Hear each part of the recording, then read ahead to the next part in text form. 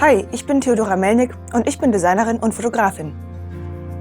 Im Internet bin ich als Theo unterwegs, wo ich meine Leidenschaft für Vintage und Interior Design mit meiner großen Online-Community teile.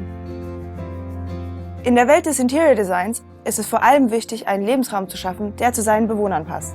Ich fange bei jedem Projekt mit den Bedürfnissen der Kunden an. Was ist das Ziel der Veränderung? Manchmal ist das eine Entscheidung aus dem Bauch, manchmal ist es auch ein monatelanger Prozess. Für mich bedeuten Vintage und Design nicht nur einen individuellen Stil, sondern auch eine nachhaltigere und günstige Art, sich seinen Wohnraum zu gestalten.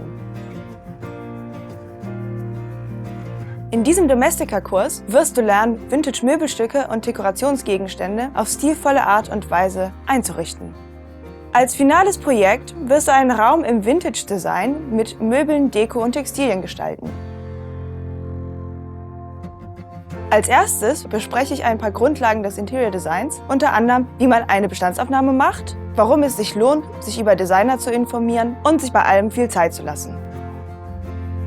Danach können wir anfangen, unsere Möbel zu sammeln. Ich gebe dir Tipps, wie und wo du Vintage-Stücke am besten findest und was du brauchst für eine wirklich wohnliche Atmosphäre.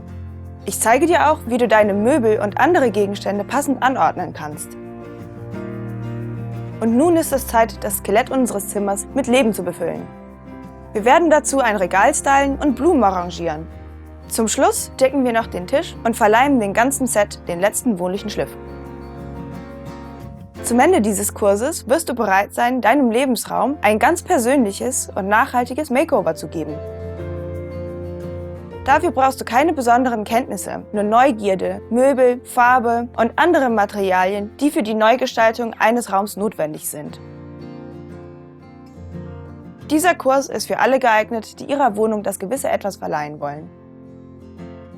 Mit geringen Mitteln machen wir einen großen Eindruck.